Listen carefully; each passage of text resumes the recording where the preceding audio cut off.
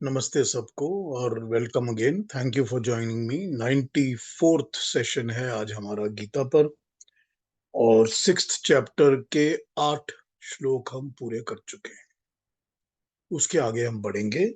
एक पहले मंत्र पर उस पर विचार कर लेता हूं, फिर आगे बढ़ते हैं। उसके आज का मंत्र है मनेव मनुष्याणाम कारणम बंध्य मोक्षयो सर्वेशाम संकल्पानाम मन एकायतनम। मनुष्य के बंध और मोक्ष का कारण मन ही है। सभी संकल्पों का घर एक मन ही है, अर्थात सारे सामर्थ्य मन में ही चलते और बसते हैं।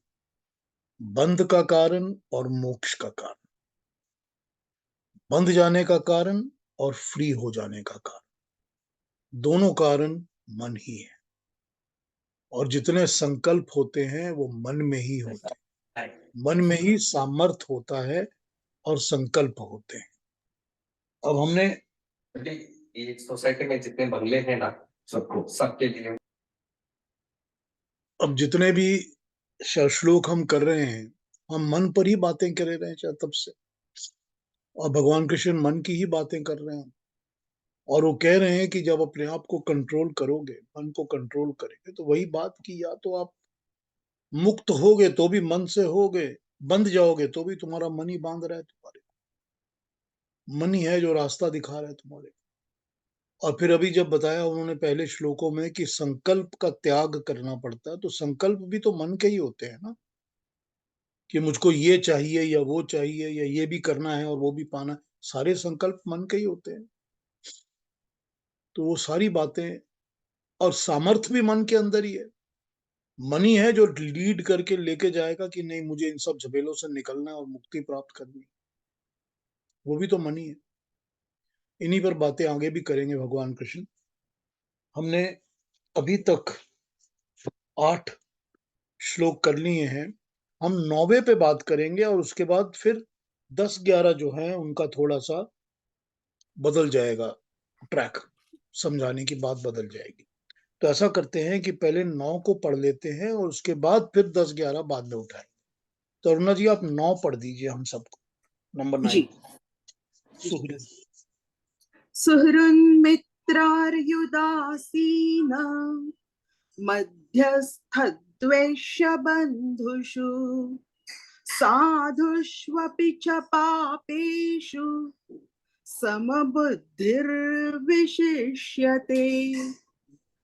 सुहृद मित्र शत्रु उदासीन मध्यस्थ द्वेष करने योग्य बंधु साधु और पापी, इन सब में जो सम बुद्धि रखता है उसे विशेष व्यक्ति समझना चाहिए।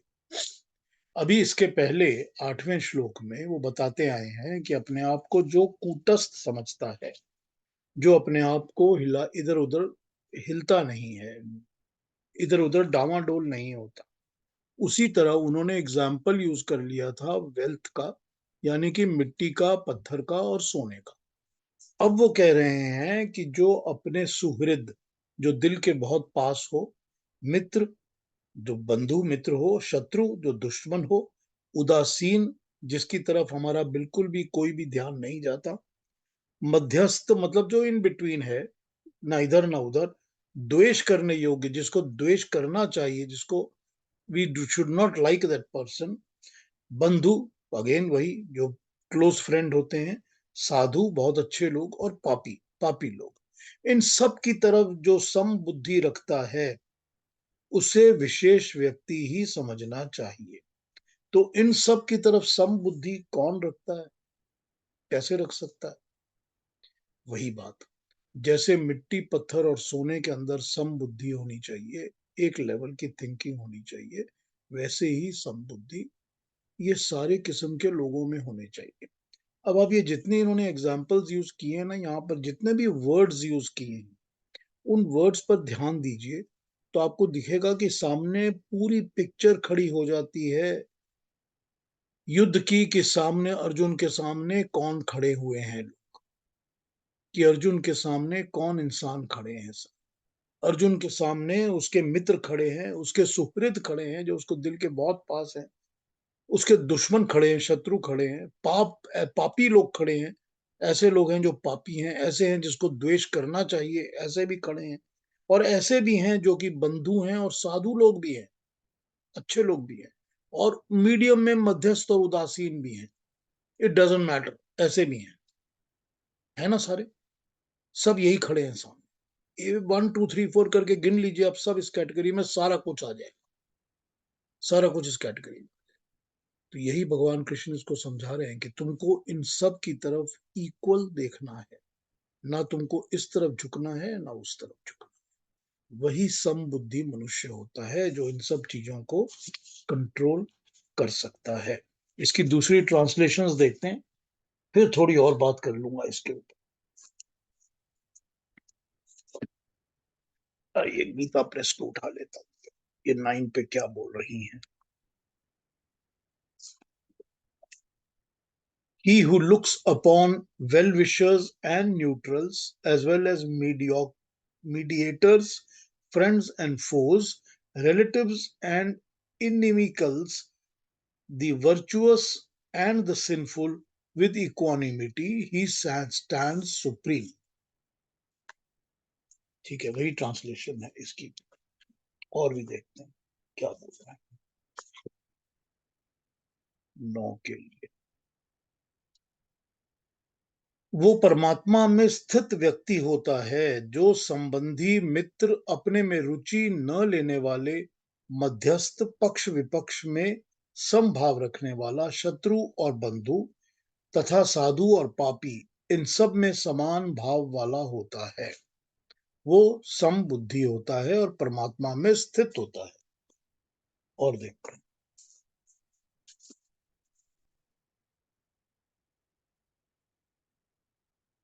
हितैषी, वही हितैषी, हितैषी, मित्र, शत्रु, उदासीन, दो के बीच में विवाद निर्णेता, मध्यस्थ, दुनिया भर का द्वेष का पात्र, जो हमसे द्वेष करे वो शत्रु, और हम जिससे द्वेष करें वो द्वेष्य, यानी कि जो द्वेष करने लायक है, बंधु, सज्जन तथा पापी, इन सब के प्रति जिसकी हित कामना बुद्धि एक समान है, वो विशिष्ट योगी है। इसमें कोई बहुत मुश्किल कॉन्सेप्ट नहीं है समझने वाला। अगर हम अर्जुन का एग्जाम्पल यूज कर लेते हैं तो हमको ये बात पूरी समझ आ जाती है, कंप्लीटली समझ आ जाती है कि वो क्या कह रहे हैं, भगवान कृष्ण कह क्या रहे हैं। भगवान कृष्ण कह रहे हैं कि जो व्यक्ति, जिसकी बैलेंस्ड अक्ल होती है, जिसकी बैलेंस्ड बुद्धि होती है, उसके लिए सब एक बराबर होते हैं। क्योंकि अगर आप कोई प्रेजुडिस मन के अंदर पाल के रखेंगे तो वो प्रेजुडिस ही रूल करेगा आपकी थिंकिंग के ऊपर और डिसीजन मेकिंग के। तो जैसे अर्जुन सोच रहा है कि मेरे सामने तो भीष्म पितामह खड़े हैं जो मेरे इतने प्रिय हैं, तो मैं उनसे कैसे लड़ाई कर सकता हूं। अब जैसे ही वो ये सोचेगा तो वैसे ही उसके अंदर लड़ाई करने की ताकत, हिम्मत खत्म हो जाएगी, वो लड़ नहीं सकेगा उनके साथ। तो यहां पर यही बात है कि लेकिन सामने दुश्मन भी खड़े हैं। अब दुश्मन को देख के क्रोध आता है कि उसके देख के तो मुझे क्रोध आ रहा है, उसको तो मैं मार दूंगा, इसको नहीं मार। यही होता है ना मन के अंदर, और यही चीज हमारी जिंदगी में होती है ना। हम जैसे ही किसी भी डिसीजिव सिचुएशन में आते हैं अपनी लाइफ में, तो हमको पता नहीं कितनी वेरियस प्रेजुडिसेस हमारे ऊपर इन्फ्लुएंस करती हैं। कभी ये करती है कि हमको इसमें क्या मिलेगा, सबसे पहले तो लालच, लोभ, पर्सनल इंटरेस्ट कि मुझे क्या मिलेगा। फिर उसके बाद का इंटरेस्ट कि मेरे बेटे को, बेटी को, बहू को, बच्चों को, पोते को क्या मिलेगा, इसके फायदा उसका नुकसान। और फिर दूसरी तीसरी चिंता ये कि अच्छा, अगर मेरे दुश्मन का नुकसान हो रहा है तो बड़ी अच्छी बात है, ये करो। ये सारी चीजें इन्फ्लुएंस करती है ना इंसान की थिंकिंग में, हर लेवल पे, हर जगह पे, चाहे प्रोफेशनल हो चाहे पर्सनल हो, हर जगह ये चीजें इन्फ्लुएंस करती हैं इंसान को। और जब इंसान को ये चीजें इन्फ्लुएंस करती हैं तो उसका मतलब ये है कि वो स्थित बुद्धि वाला, लेवल अकल वाला, एक बराबर हर वक्त सोचने वाला नहीं हो सकता। वही एग्जाम्पल कि जो जज होता है उसके सामने हर किस्म के लोग आते हैं। अब हम देखते हैं कि कितनी बार जज जो होते हैं वो लुढ़क लुढ़क जाते हैं, कभी इधर कभी उधर। हमको ये भी दिखता है कि पैसे वगैरह लेकर जज जो है अपनी पूरी की पूरी जजमेंट को उलट उलट देते हैं। तो ये सब चीजें तो दिखती हैं, जो आंखों के सामने दिखती है, नहीं दिखती फिल्मों में दिखती हैं, हमने देखी हैं बहुत स्टोरीज में। तो ये चीजें वही है कि जब इंसान की वही जज की तो समबुद्धि होनी चाहिए ना। वो तो जजमेंट कर नहीं सकता, काबिल नहीं है जजमेंट करने के, अगर उसकी बुद्धि इक्वल नहीं है सबके, अगर उसकी सोच बराबर नहीं कि वो उसके ऊपर ही डिसीजन लेगा कि ये इवेंट क्या है और घटा क्या है और लॉ क्या है। वो ये तो नहीं ना सोच सकता कि सामने जो खड़ा है वो पैसे वाला है या गरीब है या बहुत खूबसूरत है और बदसूरत है, ये सब तो नहीं सोच सकता ना, या मेरा रिश्तेदार है या नहीं रिश्तेदार है। लेकिन होता तो यही है ना। तो यही भगवान कृष्ण यहाँ समझा रहे हैं कि समबुद्धि व्यक्ति जो होता है, पहले तो बुद्धि स्थित होनी चाहिए, सम होनी चाहिए, तभी परमात्मा में स्थित हो सकता है, युक्त हो सकता है। अब ये प्री क्वालिफिकेशन हो गई परमात्मा में युक्त होने की। क्यों हो गई? क्यों हो गई? क्योंकि परमात्मा समबुद्धि है। क्योंकि परमात्मा जब अपना कोई भी डिसीजन लेते हैं, कोई भी काम करते हैं, उनके लिए सब सम बराबर है। उनको इससे कोई फर्क नहीं पड़ता कि मैं गोरा हूं, काला हूं, इसका भतीजा हूं, उसका भाई हूं, पैसे वाला हूं, गरीब हूं, खूबसूरत हूं, बदसूरत हूं, अच्छे करता हूं कर्म, सारे बुरे कर्म करता हूं, उनको कोई फर्क नहीं पड़ता। वो समबुद्धि है। वो सबको एक नजर से देखते हैं, एक तरह ट्रीट करते हैं। तो अगर तुमको परमात्मा में युक्त होना है, उनसे जुड़ना है, तो उनके जैसा ही तो बनना पड़ेगा ना। उनके विपरीत होकर, उनसे उल्टा दिमाग चलाकर तो तुम उनसे जुड़ नहीं सकते। कोई उनके साथ जुड़ नहीं सकता। मेरे साथ वही जुड़ सकता है जो मेरे साथ इक्वल थिंकिंग का आदमी होगा, मेरे जैसी सोच रखेगा, मेरे जैसी बातें करेगा। जो बिल्कुल उल्टी सोच रखेगा वो कभी मेरे साथ नहीं जुड़ सकता। ये तो नेचुरल बात है ना। तो वही बात तो परमात्मा की भी है ना, कि जब तक हम समबुद्धि नहीं होंगे, हम परमात्मा के साथ युक्त कैसे होंगे, जुड़ेंगे कैसे? तो उससे जुड़ने की प्री क्वालिफिकेशन एक समबुद्धि है। और उसके अलावा इंसान जो है, जो कि लेवल थिंकिंग ह्यूमन बीइंग है, वो लेवल थिंकिंग ह्यूमन बीइंग तभी है जब वो समबुद्धि है। तो ये बड़ा इजी एग्जाम्पल सामने, युद्ध में अर्जुन के सामने खड़ी सेना को हम जब लेते हैं तो बड़ा इजी एग्जाम्पल हमको मिल जाता है, बड़ी इजीली बात समझ आ जाती है। लेकिन इसको अपनी जिंदगी में ढाल के देखिए। हम अपनी जब जिंदगी में ढाल के देखते हैं तो हम देखते हैं कि हमारे डिसीजन सब प्रेजुडिस्ड होते हैं। कभी इधर प्रेजुडिस में लुढ़का हुआ, कभी उधर लुढ़का हुआ, कभी इधर लुढ़का हुआ। और हमेशा तो यही होता है कि what is there for me, मुझे इसमें क्या मिलेगा। सब जगह यही डिसीजन होते हैं लोगों के कि मुझे क्या मिलेगा। एक मंदिर वाले ने कहा कि यहाँ पर हमको डोनेशन दे के जाइए, तो डोनेशन देने वाला पहले ये पूछता है कि हमको क्या मिलेगा। तो जब आपको हर चीज में मुझको क्या मिलेगा चाहिए, तो फिर एनालिसिस वही करो कि मुझको क्या मिलेगा और वही करो। तो फिर वो एनालिसिस जब करोगे तो उसी तरह के मनुष्य बनोगे, उसी तरह की बुद्धि होगी, उसी तरह के डिसीजन होंगे। वो प्रेजुडिस सारी जिंदगी लगी रहेगी। तो जब प्रेजुडिस को झाड़ देंगे ना दिमाग के अंदर से, तब थिंकिंग फ्री हो जाएगी। तब ये जो बोझ होता है ना थिंकिंग का, ये अपने आप घट जाए, अपने आप हट जाए। वो जिस जज को पता होता है कि सामने कटघरे में मेरा बेटा खड़ा है, उसको रातों रात नींद नहीं आती। उसको सारी रात नींद नहीं आती, क्योंकि वो यही सोचता है कि कल मैंने उसके अगेंस्ट डिसीजन देना है।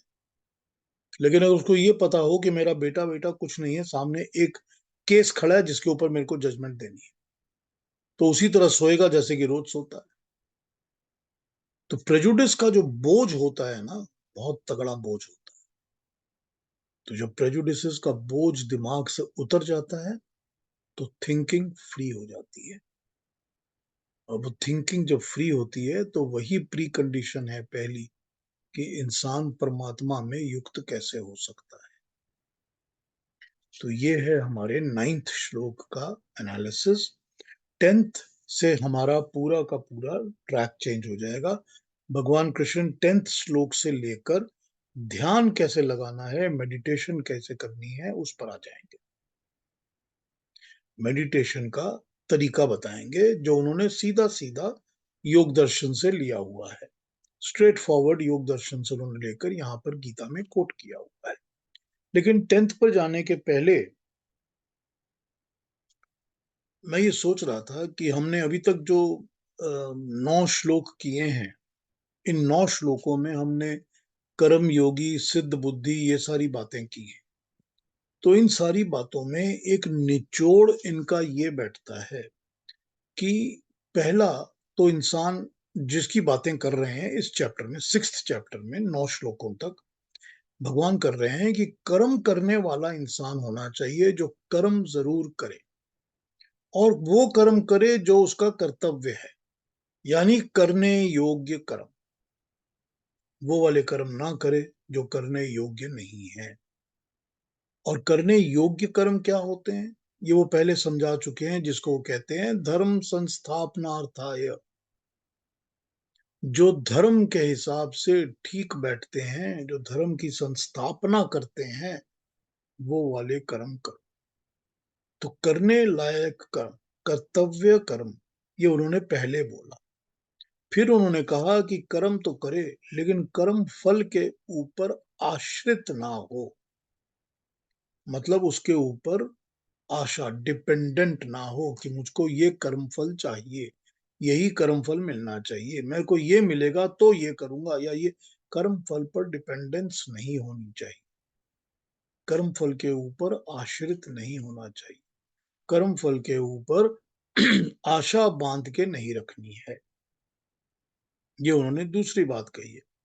तीसरी बात उन्होंने कही है कि संकल्पों का संन्यास। संकल्पों का संन्यास क्या हुआ? जो मन के अंदर बैठ जाती हैं चीजें कि मुझको ये करना है, वो भी करना है, ये भी चाहिए, तभी मैं ये कर्म कर रहा हूं, ये छोड़ दो, इनको छोड़ दो। जब इनको छोड़ोगे, इसी को संन्यास कहते हैं। क्योंकि अगर बड़े बड़े लोग जो सन्यासी दुनिया में घूमते हैं संन्यास लेकर, अगर उन्होंने मन के संकल्पों को नहीं छोड़ा तो संन्यास थोड़ी है। तो फिर उसका फायदा क्या है? तो संकल्प करना कि मैं ये काम तब करूंगा जब मेरा ये पूरा होगा, ये मिलेगा, वो मिलेगा। इन संकल्पों का संन्यास, यानी कि कामनाओं का त्याग। जो कामनाएं मन में बैठती हैं उनका त्याग करना। तो संकल्प का त्याग। फिर वो क्या कहते हैं? वो कहते हैं कि कर्म ऐसा होना चाहिए जो तुमको तुम्हारे लक्ष्य तक पहुंचाए। लक्ष्य जो तुमने डिसाइड किया है कि मेरा पर्पस ये है, और हमेशा ऊपर उठने वाला होना चाहिए। लक्ष्य नीचे उतारने वाला नहीं होना चाहिए कि मैंने पाप करना है। पाप करना कोई लक्ष्य नहीं होता। लक्ष्य वो होता है जो मनुष्य को ऊपर की ओर लेके जाए, यानी कि उसकी आत्मशक्ति को, उसकी बुद्धि को, उसकी कैपेबिलिटीज को, करने की शक्ति को, सब चीजों को ऊपर की तरफ लेके जाए। वो लक्ष्य है। उस लक्ष्य की प्राप्ति के लिए कर्म कर, कि मुझको ये पर्पस है, ये काम करना है। जैसे उन्होंने एग्जाम्पल किया था, यूज किया डॉक्टर का यहाँ पर, कि डॉक्टर का लक्ष्य है कि वो रोगी को ठीक करे। उस लक्ष्य की तरफ उसको काम करना है कि मैंने रोगी का क्योर करना है, और उसमें जुट जाओ। तो उस लक्ष्य की प्राप्ति के लिए क्या होगा? उससे अच्छा होगा ना, रोगी अच्छा हो जाएगा, डॉक्टर को भी एक्सपीरियंस और मिल जाएगा, अच्छा लगेगा कि मैंने ये काम किया है, और रोगी ठीक हो जाएगा। तो अच्छा तो है ना, अच्छे का लक्ष्य ही है ना ये। तो ये लक्ष्य प्राप्ति के लिए कर्म को करो जो कि तुमको ऊपर लेके जाता है। लेकिन इसके साथ इमीडिएटली बोल दिया कि कर्म करने के बाद शम, शांति। फिर मन के अंदर खलबली नहीं उठनी चाहिए कि कर्म तो मैंने कर दिया, लेकिन उसके बाद दिमाग के अंदर दूसरी तीसरी सब चीजें चल रही हैं कि मुझको ये भी मिल जाएगा, वो भी मिल गया, ये भी मिल गया, ये भी। कुछ नहीं होना चाहिए। शांति होनी चाहिए मन के अंदर। अपनी ईगो को, अपने अभिमान को कंट्रोल में रखो कि मैंने इतना अच्छा और इतना ऊंचा लक्ष्य प्राप्त कर लिया, मेरे को तो अब मेडल मिलना चाहिए। मुझे तो करोड़ों रुपए मिल जाने चाहिए। ये लक्ष्य जो होता है उसकी प्राप्ति के बाद अंदर मनुष्य के दिमाग के अंदर खलबली खलबली लगी रहती है, और वो खलबली लगी रहती है। इसीलिए कहा भगवान कृष्ण ने कि मन को उसके बाद शांत रखो। और मन की शांति के बाद उन्होंने इमीडिएटली कहा कि जो इंद्रियों को जीत लेता है,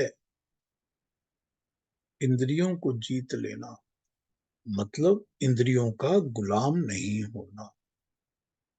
मतलब वही बात, जो हमारी ऑर्गन्स हैं शरीर के अंदर 10 किस्म की, कर्म इंद्रियां, ज्ञान इंद्रियां, ये 10 एग्जीक्यूटिव ऑर्गन्स की गुलामी नहीं करनी।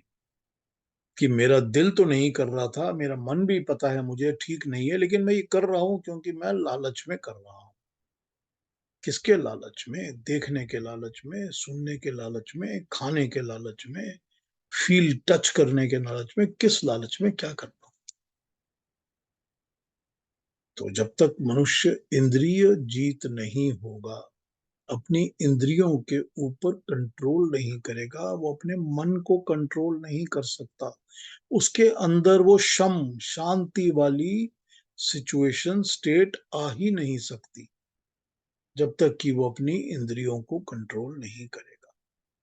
क्योंकि जब इंद्रियों को कंट्रोल करेगा तब वो अपने अंदर की आत्मा के साथ जुड़ेगा। तब उसको समझ आएगा कि मैं ही अपनी आत्मा का मित्र भी हूं और मैं ही अपनी आत्मा का शत्रु भी हूं। हर मनुष्य खुद अपना दुश्मन भी है, दोस्त भी है। कैसे है? कैसे है?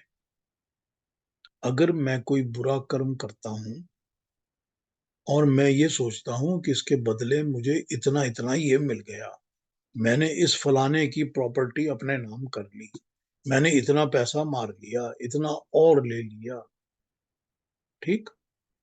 लेकिन होता क्या है, उस कर्म की छाप तो आत्मा पे पड़ती है ना। उस कर्म की छाप संस्कार बन के आत्मा पे पड़ती है।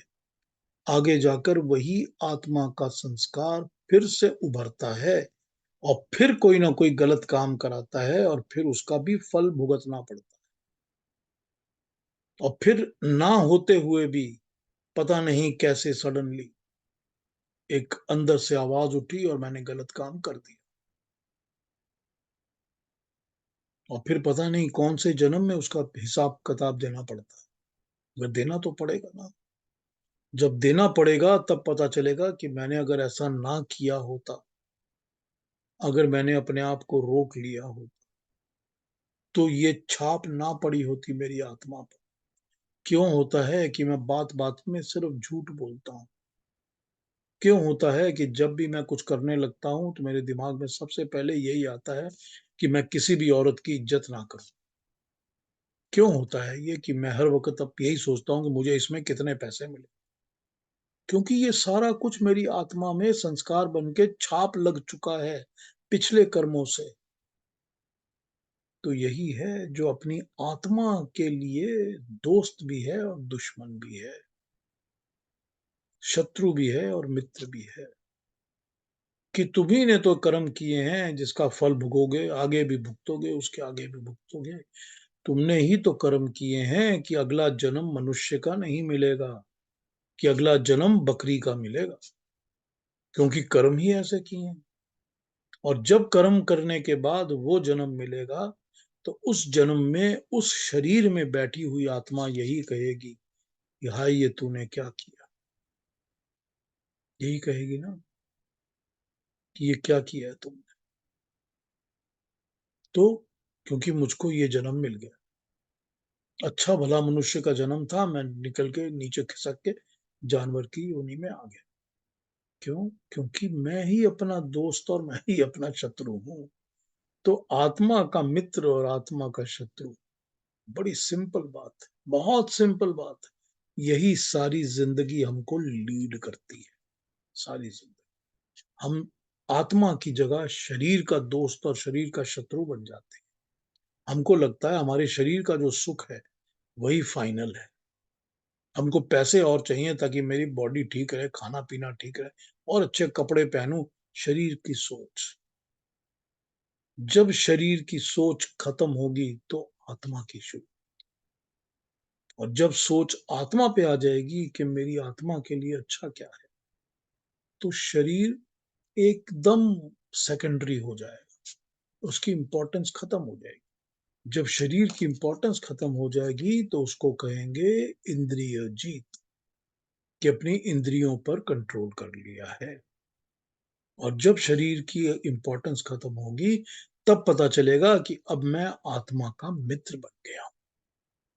जब मैं आत्मा का मित्र बन गया हूं तो अपनी ही आत्मा के अंदर मैं जुड़ रहा हूं, युक्त हो रहा हूं, अटैच हो रहा हूं। मुझको पता चल रहा है कि मेरी अपनी आत्मा का बल क्या है।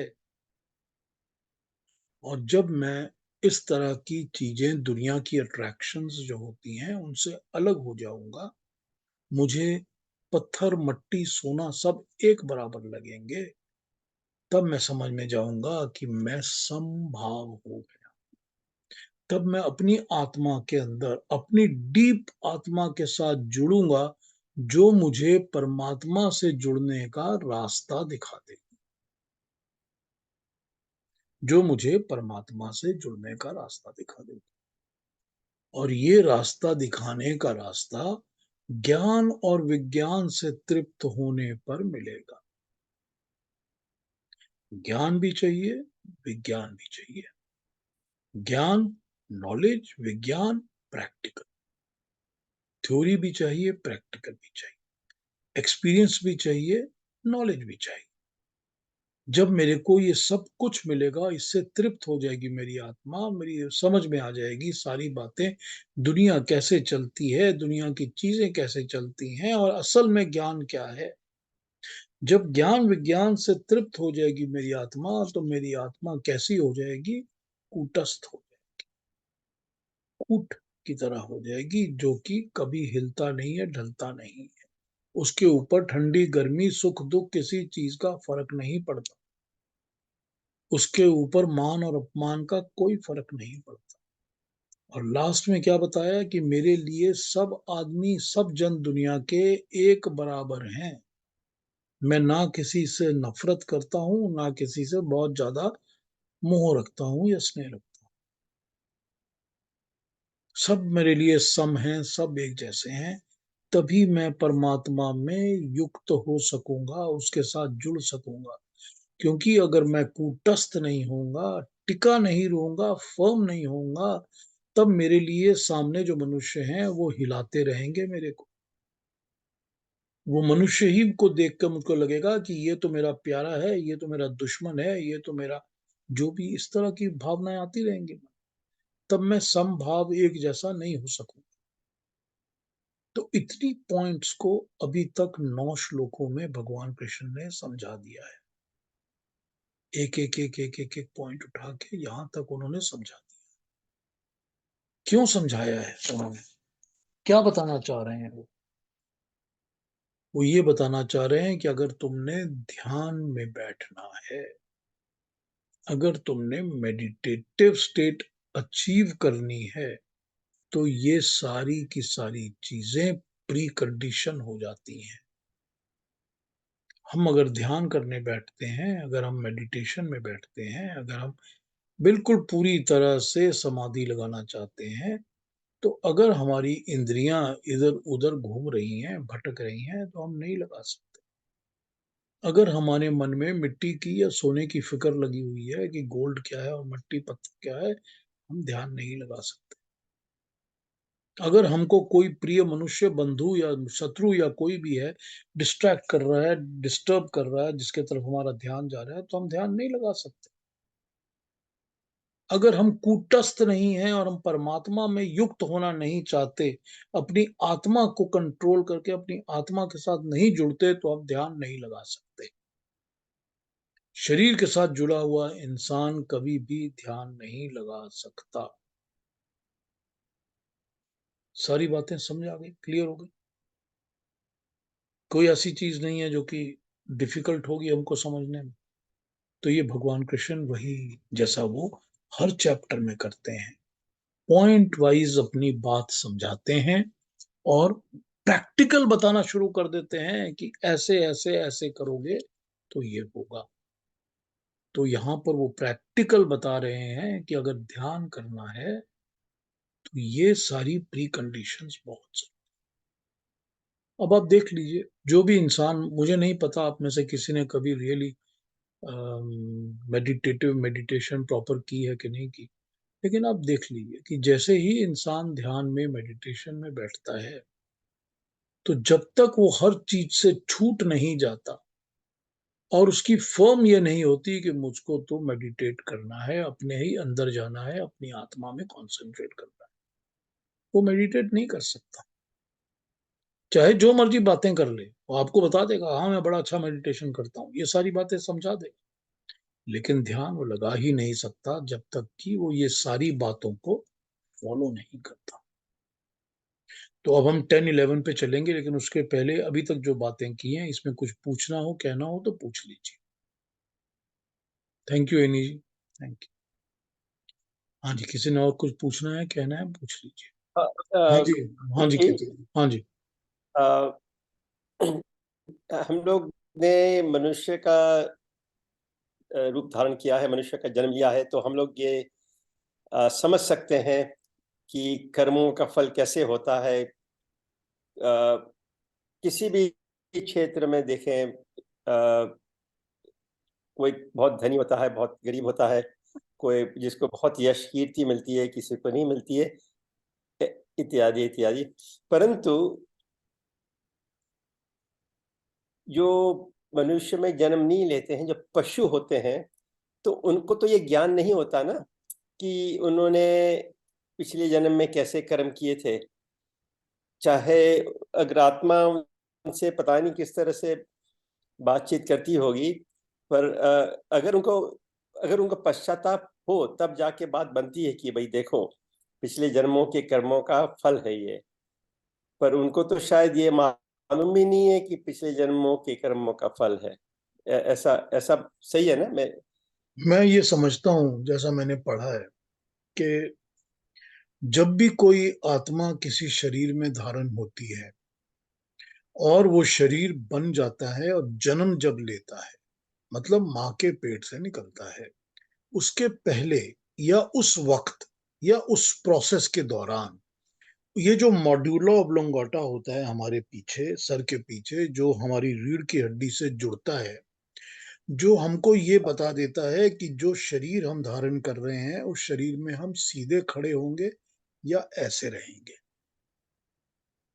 कि हम 4 पैरों वाले ऐसे होंगे या हम 2 पैरों वाले ऐसे होंगे या बर्ड्स की तरह ऐसे टेढ़े होंगे। वो हमको हमारे यहाँ से बता देता है, और जब वो बताता है हमको, तो उस शरीर को धारण करने के लिए ही हमारा सारा अंदर का सिस्टम काम करने लगता है, कि मुझे जैसे ही जन्म लेना है अपने पैरों पर ऐसे ऐसे करके 4 पैर पे खड़े हो जाना है, या मैंने जैसे ही मनुष्य का जन्म लेना है, मुझे पता है मैं लेटा रहूंगा काफी साल, फिर भी मैं सीधा ही लेटा रहूंगा, उसके बाद मैं खड़ा हूँ, ये पता होता है। तो जब ये पता होता है तो ये पता चल जाता है कि मुझे ये शरीर क्यों मिल रहा है। इसकी स्मृति रहती है या नहीं रहती वो अलग बात है, ये अलग बात है। मनुष्यों में हम जब इंसान पैदा होते हैं तो भी हमारे अंदर ये स्मृति नहीं रहती कि मुझको ये वाला जन्म, ये मनुष्य का जन्म क्यों मिला है, बिल्कुल। हमको भी नहीं रहती, लेकिन कुछ लोगों को रहती भी है। ध्यान से फिर। कुछ ऐसे भी लोग हमको मिलते हैं जो कि पहुंचे हुए लोग कह सकते हैं, आप साधु कह सकते हैं, जिनको पता होता है कि हमको शरीर मिला है और इसलिए मिला है, होते हैं ना। चाहे हमने अपने पर्सनली देखे हैं या हम इधर उधर देखते रहते हैं या सुनते रहते हैं, पढ़ते रहते हैं। तो उसी तरह से जानवरों को ये तो पता होता है कि मुझे जानवर का शरीर मिला है, ये उनको पता चल जाता है, क्योंकि उसी तरह से उनकी आत्मा और आत्मा की शक्तियां एडजस्ट होके वही काम करती हैं।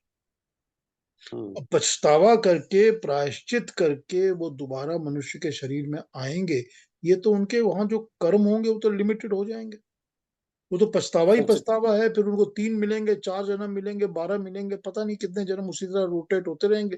होने के बाद फिर मनुष्य का जन्म मिलेगा कि अब तुम्हारे पुराने पाप धुल गए हैं, अब तुम आ जाओ फिर से मनुष्य लायक हो गए, फिर मनुष्य का जन्म मिल जाएगा। फिर मनुष्य के जन्म में वो क्या करता है ये देखो। फिर वही अपना मित्र है या शत्रु ये पता नहीं। अगर मित्र होगा तो फिर मनुष्य का जन्म लेगा, शत्रु होगा तो दोबारा उस योनि में घुस जाएगा, फिर दोबारा जानवर बन। तो ये पास्ट लाइफ रिग्रेशन से कई लोगों को पता चल जाता है कि पिछला जन्म कहाँ से मिला था उनको। ये पता चल जाता है कि मुझे ये योनि मिल रही है और क्यों मिल रही हम्म, है, ये बिल्कुल पता चल जाता है। आपने देखा होगा कितने बच्चे जो होते हैं वो पैदा होते ही रोते ही रहते हैं कॉन्स्टेंटली, हमेशा हाँ, रोते रहते हैं, कॉन्स्टेंटली रोते रहते हैं, 1 साल 2 साल 3 साल रोते ही रहते हैं। उनको ये पता होता है कि मेरा ये जन्म कष्ट वाला जन्म है, मुझे सारी जिंदगी कष्ट मिलेंगे, हम्म, का उनको आभास हो चुका होता है। अब मैं नहीं जानता कि उस रोने वाले बच्चे को कष्ट ही मिला या नहीं मिला, मुझे ये नहीं पता, हाँ, मैं इसको स्टडी नहीं कर सकता। लेकिन यही होता है कि इंसान को, आत्मा को ये पता होता है कि मैंने कहाँ जाना है, क्या शरीर मिल रहा है और क्यों मिल रहा है। क्योंकि मैं तो आपको ये कहता हूँ ना कि अपना अगला जन्म आप चुन सकते हो ना, you can pick and choose where you want to गो।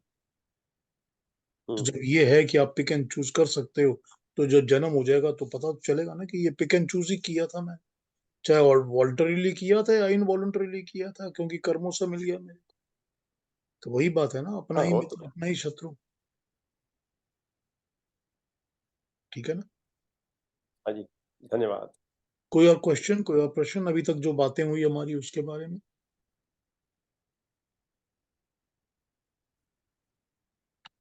श्वेता जी हैं हमारे साथ, कुछ पूछेंगी हाँ श्वेता जी। जी? हाँ जी सर। कुछ पूछेंगी? नहीं सर, सब कुछ क्लियर समझ में आ रहा है। बट मैं वो एक वर्ड आपने ऊटस बोला, पिछले क्लास में भी आपने बताया था। तो आपने बोला कि वो अपना समभाव है, वो उस पे ठंडा रखो या गर्म रखो उसको कुछ होता नहीं है। बट देन वो उतना टेम्परेचर बेयर कर सकता है सर, इसीलिए वो वैसा है। अगर उसको ज्यादा टेम्परेचर में डालेंगे तो आयरन है तो वो मेल्ट होगा, अगर उसको बहुत ज्यादा टेम्परेचर में डालेंगे तो इट डिपेंड्स कि कंडीशन कैसा है।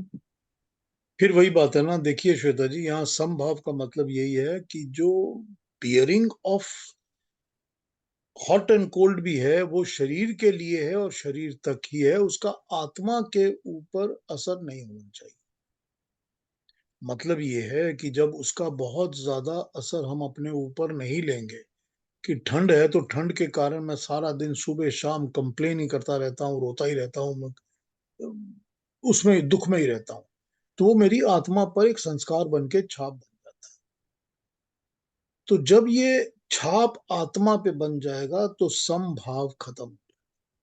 अगर आत्मा हर सिचुएशन में समभाव रखती है कि मुझे सुख और दुख का अनुभव नहीं होता, शरीर को होता है, 2-4 सेकंड 5 सेकंड हो सकता है, मगर उसकी छाप मेरी आत्मा पे नहीं पड़ती। तो उसी तरह से सर्दी गर्मी की छाप मेरी आत्मा पे नहीं पड़ती। ठीक है, बहुत ज्यादा गर्मी है, मेरा शरीर भी मेल्ट हो गया, हो सकता है ना, वो कष्ट भी तो शरीर का ही है, कष्ट शरीर का ही है, मेरी आत्मा को कष्ट नहीं होना चाहिए। The body has to bear whatever it has to bear. It's not going to affect my soul, my आत्मा।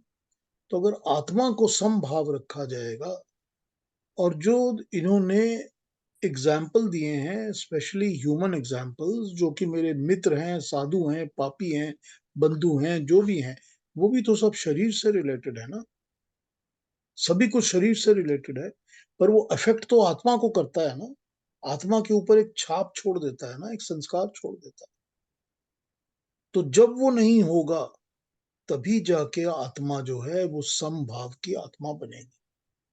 कि ना उसको सुख और दुख से फर्क पड़ता है, ना उसको ह्यूमन फैक्टर से फर्क पड़ता है, ना सर्दी गर्मी मान अपमान किसी चीज से फर्क नहीं पड़ता। आत्मा बिल्कुल समभाव में रहती है, शांत रहती है। वही तो शांति है जिसकी शम नाम से वर्ड से यूज किया उन्होंने, कि आत्मा को शांत रखना चाहिए, कि कर्म के लक्ष्य को प्राप्त करके भी आत्मा को डिस्टर्ब नहीं होना चाहिए, शांत रहनी चाहिए। कैसे शांत रहेगी? शांत तभी रहेगी जब सर्दी गर्मी कोई अफेक्ट नहीं करेगी। और जो लोहे का एग्जाम्पल यूज किया, कूट का एग्जाम्पल यूज किया, जो वो इसीलिए किया क्योंकि उस कूट के ऊपर गरम लोहे को लगाकर, जो कि लाल रंग का गरम होता है, उसकी शेप बनाई जाती है। लेकिन तब भी जो नीचे कूट है वो डिस्टर्ब नहीं होता, उसमें ना गर्मी आती है ना ठंड आती है, बिकॉज वो टेम्पर्ड रेडी है उस टेम्परेचर के लिए, तभी उसमें कोई फर्क नहीं पड़ता। इसके लिए उसका एग्जाम्पल यूज किया। और ऊपर से जो हथौड़ी पड़ती है यूं यूं यूं ठोक कर उसको करने के लिए, वो हथौड़ी तो ठंडी होती है ना, वो तो गर्म नहीं होती। वो ठंडी हथौड़ी पड़ रही है, गरम गरम लोहा रखा हुआ है और नीचे कूट रखा है और ऊपर से ठोक कर उसको बनाया जा रहा है। कभी कुछ बना रहे हैं, कभी कुछ बना रहे हैं ठोक ठोक कर, लेकिन वो नीचे का लोहा डिस्टर्ब नहीं होता। क्यों नहीं होता? क्योंकि वो टेम्पर्ड है। अब आप टेक्निकल लैंग्वेज में कहेंगे हाई क्रोम हाई कार्बन, तो high Chrome high carbon steel है या लोहा है तो वो डिस्टर्ब नहीं होगा। ठीक है, you can use what ever term you want, वो तो एग्जाम्पल दिया आपको समझने के लिए। तो ये वही बात है कि ये चीजें शरीर में होती हैं, इसीलिए कहा है कि इंद्रिय जीत होगा, कि अपने शरीर को की जगह अपनी आत्मा से जुड़ा हुआ है। शरीर के ऊपर अफेक्ट होने वाली चीजों से उसको फर्क नहीं पड़ता। ठीक है ना? जी सर, धन्यवाद। नहीं, कभी भी कंफ्यूजन है कोई? नहीं सर। ठीक है। अरुणा जी कुछ पूछेंगी? जी, आप जब बता रहे थे सभी पहले 9 श्लोकों का जिस्ट, तब मुझे पतंजलि के अष्टांग योग की याद आ रही थी। यम नियम सभी परफेक्ट, आप जैसे बोल रहे थे ना, एक एक स्टेप उसको लागू होती थी। और तभी मेरे मन में आया कि हम कितने खुशनसीब है कि भारतीय ये तत्वज्ञान जो है, पतंजलि ऋषि ने या भगवान श्री कृष्ण ने हमें कितने सही रास्ते पे जाने का प्रयास किया है। हम है जो वहां देखते नहीं है, लेकिन जब पता चलता है आप जैसे हमें समझाते हैं, तब हम खुश नसीब ही है कि आप जैसे लोग मिले और वो हमारी तक पहुंच गया। नहीं तो है, ज्ञान तो है, भारतीय तत्वज्ञान में सब कुछ है, लेकिन हम तक आता नहीं, हम वहां तक पहुंच नहीं सकते। वो आप हमें पहुंचा रहे हैं, इसलिए बहुत बहुत धन्यवाद। नहीं अरुणा जी, आपने एकदम, मैं तो बहुत बहुत थैंकफुल हूँ आपका, एकदम परफेक्ट आपने कह दिया है। भगवान कृष्ण जब ध्यान पर आने वाले हैं तो उसके पहले जरूरी बात है कि वो पूरे योग दर्शन के यम नियम प्रत्याहार साधना सब कुछ बताकर ही पहुंचेंगे ना वहां तक। जी जी जी।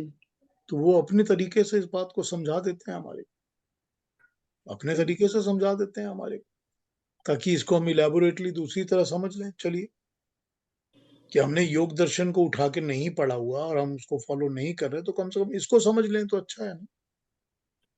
इसको फॉलो करेंगे तो वही है आपकी बात, एकदम योग दर्शन को फॉलो कर लिया, यम नियम हो गए पूरे।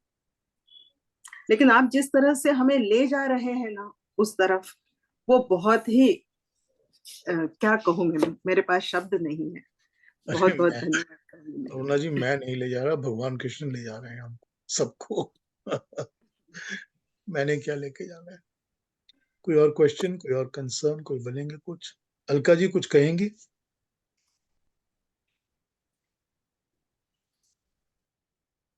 जी, वही है, अरुणा जी ठीक कह रही हैं, पता तो होता है, पर आप जब सब बताते हो ना, हर वक्त वो दिमाग में चलता है कि शरीर की खुराक दी, आत्मा को क्या खुराक मिली।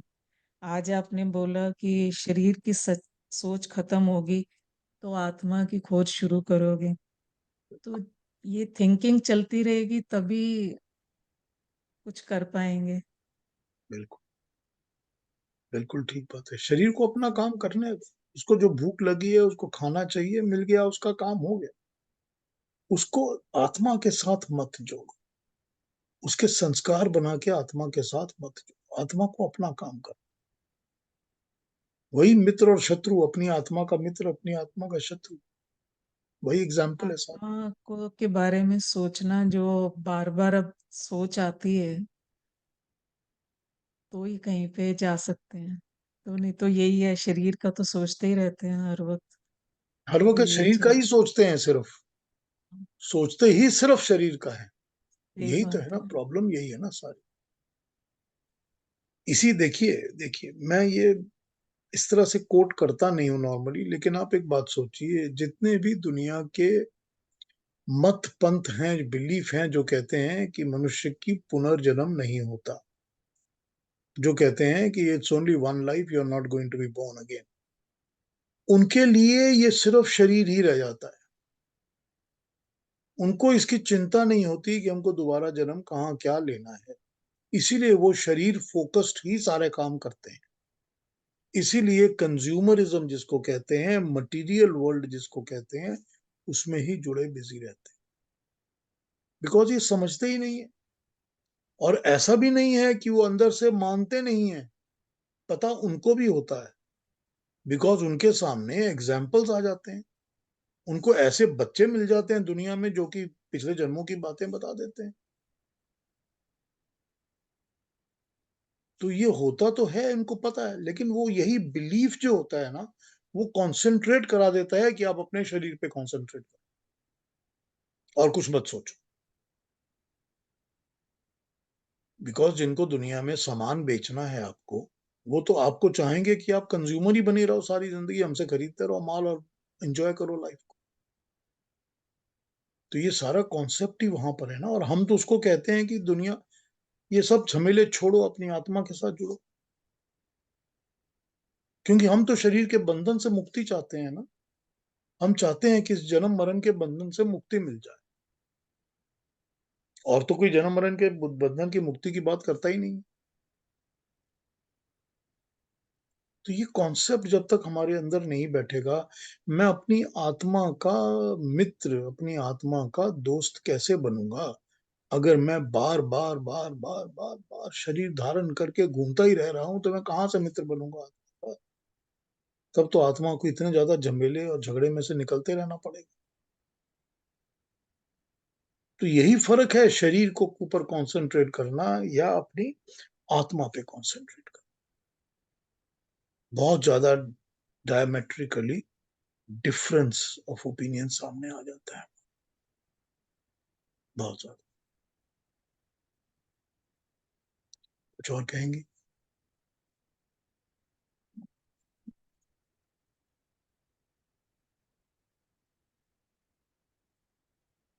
कोई और कुछ कहेंगे? युक्ता जी कुछ कहेंगी? बड़ा अच्छा एग्जाम्पल आज सेट कर दिया अरुणा जी ने, हाँ जी, नहीं बहुत अच्छा एग्जाम्पल दिया। योग दर्शन की बात करके। हाँ बहुत अच्छा समझाया आपने, बहुत अच्छा लगा। और जैसे वो कहते हैं ना कि भी हमारे को जो ये मानव चोला मिला है इसीलिए ही मिला है कि हम ज्ञान विज्ञान ईश्वर में मतलब हमारे को ज्ञान मिले उसका। नहीं तो जानवरों को तो कुछ पता नहीं है।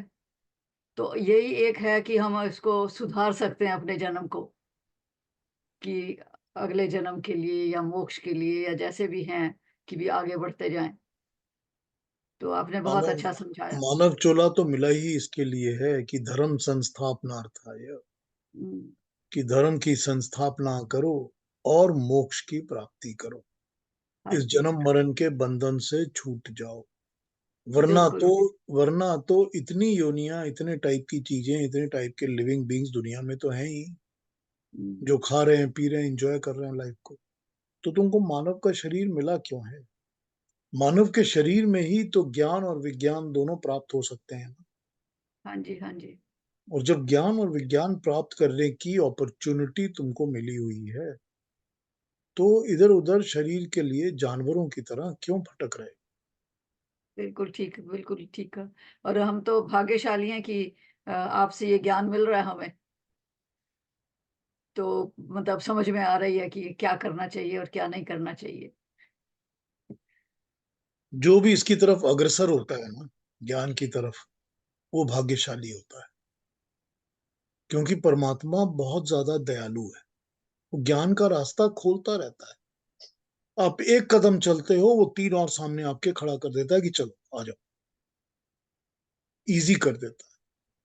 तो जब हम अटेम्प्ट करेंगे कि हमको ज्ञान चाहिए, विज्ञान चाहिए, परमात्मा के साथ जुड़ना है, वो भी रेडी रहता है कि आओ मेरे साथ जुड़ो। ठीक, हाँ जी।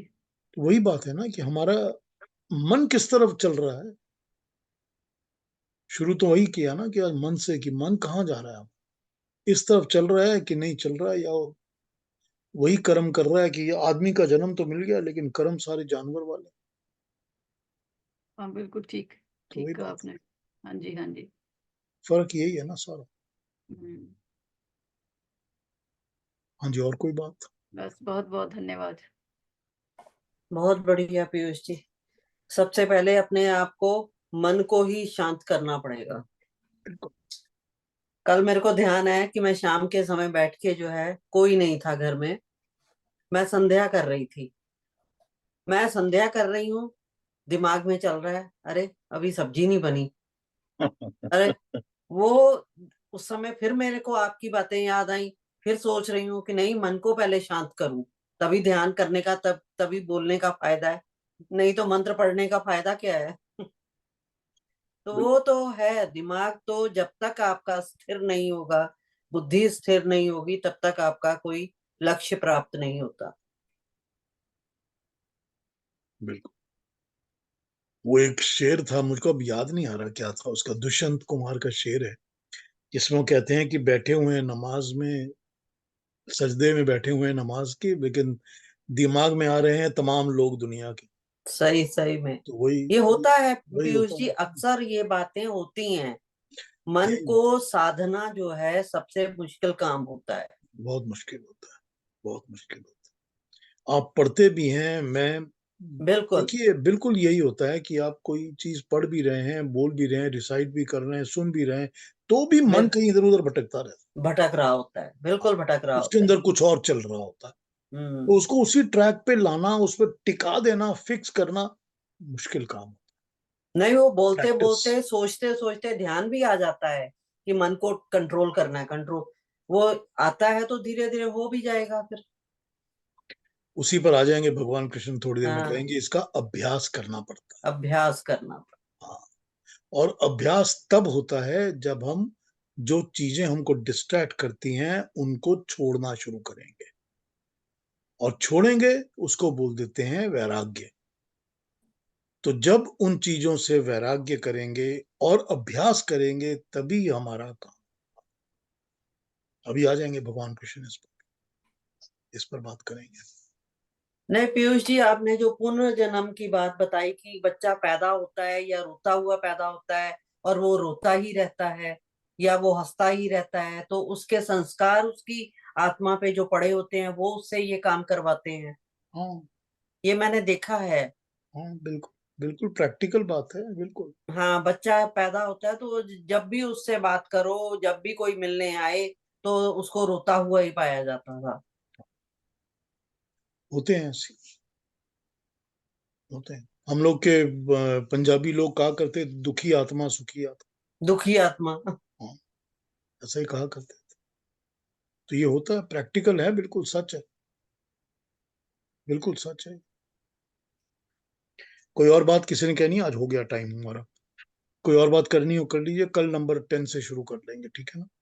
ओके। 10 11 12 से कल शुरू कर लेंगे। ध्यान की बातें, मेडिटेशन की बातें हैं सारी। फिर वही बात योग दर्शन से ली हुई है, 100% योग दर्शन से उठा के रखी हुई है भगवान कृष्ण ने यहाँ। तो वही पॉइंट वाइज जो अपने तरीके से वो समझाते हैं, हम उसी तरीके से समझेंगे कल। हाँ जी, कोई और कुछ कहेंगे, बोलेंगे, पूछेंगे तो कर लीजिए, वरना कल मिलते हैं। सर पीयूष मेरा जी, एक रिक्वेस्ट, हाँ श्वेता जी बोलिए। आई थिंक अरुणा जी कुछ बोल रही थी, आप नहीं भी नहीं नहीं, पहले बोलिए बोलिए। बोलिए। नहीं नहीं, कुछ मेरा सवाल नहीं था नहीं, आप पहले सर। बोलिए श्वेता जी। सर मैं आपने बताया है ना कि हर दिन कुछ संध्या के मतलब पूरे दिन का कुछ 8 श्लोक आपने बताए थे जो करने चाहिए, जिनका ध्यान करना चाहिए। तो प्रार्थना आपके मंत्र। पास कहीं, हाँ जी, कहीं आपके पास लिखा हुआ है अरे वो जहाँ आपको पे? केतु जी दे देंगे आपको। ओके ओके केतु जी के पास होंगे उपासना मंत्र, प्रार्थना उपासना मंत्र, विश्वानी ओ। देव वाले, वो दे देंगे आपको। रिटर्न फॉर्मेट में दे देंगे, नहीं तो मैं आपको वो भिजवा देता हूँ, उसकी रिकॉर्डिंग भिजवा देता हूँ। जी सर, जी सर। दादा आप म्यूट पे हैं, केतु दादा। हाँ, केतु जी म्यूट पर हैं शायद। नहीं, मेरे पास स्पेयर किताब है तो मैं आपको दे दूंगा। हाँ बिल्कुल, आप दे देंगे, मुझे पता है आपके पास होनी चाहिए। हाँ इंद्र, क्या कहेंगे अरुणा जी? नहीं, मैं यही कहना चाहती थी कि जो हम अष्टांग योग की बात कर रहे थे और तब युक्ता जी ने भी कहा कि हमें जो मनुष्य का शरीर मिला है, तो सिर्फ मनुष्य का शरीर ही ये स्टेप्स जो है यम नियम किसी एनिमल को ये पॉसिबल नहीं है, एक एक स्टेप भी लेना पॉसिबल नहीं है। तो ये जब हमारे समझ में आता है तब पता चलता है कि मनुष्य का ये शरीर जो मिला है वो कितना महत्वपूर्ण है। हम क्या कर सकते हैं इस शरीर के साथ जो कोई अन्य एनिमल नहीं कर सकता। ये जो योग दर्शन में बताया गया है, not a single step can be taken by any other body, only human body. हाँ, क्योंकि कर्मों पे कंट्रोल नहीं है ना वहां पर, कर्मों की इंडिपेंडेंस नहीं है। इसीलिए तो हम लोग कहते हैं कि बचपन से योग दर्शन प्रैक्टिस करते रहना चाहिए। बिल्कुल, योग दर्शन के ऊपर ही फॉर्म करके एजुकेशन होनी चाहिए इंसान की। तो वो पहले तो ऐसा ही होता था ना, गुरुकुल होते थे तो गुरुकुल में यही शिक्षा शुरू से दी जाती थी, बिल्कुल बिल्कुल। जबकि अब तो किसी को कुछ पता भी नहीं है कि ये क्या है, यम नियम ध्यान पहले प्रत्याहार। यही शिक्षा दी जाती थी। बिल्कुल तो ठीक वो कहा। फिर उस वक्त यदि उसी शुरू से ही कंट्रोल सिखाया जाता था ना कि कैसे कंट्रोल करना। बिल्कुल, तभी तो जो योगी सन्यासी योगी लोग होते हैं, जो सच में योगी होते हैं, उनको दुनिया की फालतू की चीजें कोई अट्रैक्ट करती नहीं है। उनको शरीर से कोई मतलब ही नहीं होता उनको। इसीलिए नहीं होता ना, क्योंकि वो योग दर्शन में ट्रेंड होते हैं, योगी लोग होते हैं, वो ट्रेंड होते हैं, उनको दुनिया जहान से कोई प्रॉब्लम नहीं होती, और वो समभाव रखते हैं सबकी तरफ। ये भी देखिए आप, ये चीज बिल्कुल बचपन से ही पहले होती थी, अब नहीं, हम लोगों ने छोड़ दी। एजुकेशन के अंदर होनी चाहिए, बचपन से हाँ जी। छुटपन से ही योग दर्शन सबको सिखाया जाना चाहिए। हाँ। और उस वक्त तो गुरुकुल में सभी बच्चे एक समान ही शिक्षा प्राप्त करते थे, चाहे वो साधारण व्यक्ति के हों या राजा महाराजा के हों। तो बिल्कुल उनको आश्रम में एक ही तरह का व्यवहार होता था सब बच्चों बिल्कुल के साथ। बिल्कुल बिल्कुल, सबका एक होता था, सब एक शिक्षा प्राप्त करते थे, सभी गुरुकुल में योग दर्शन पर ही काम करते थे। बिल्कुल।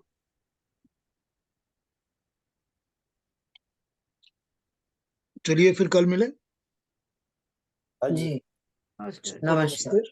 थैंक यू वेरी नमस्ते। मच फॉर नमस्ते ज्वाइनिंग। सभी को, धन्यवाद सर। धन्य धन्यवाद सभी को।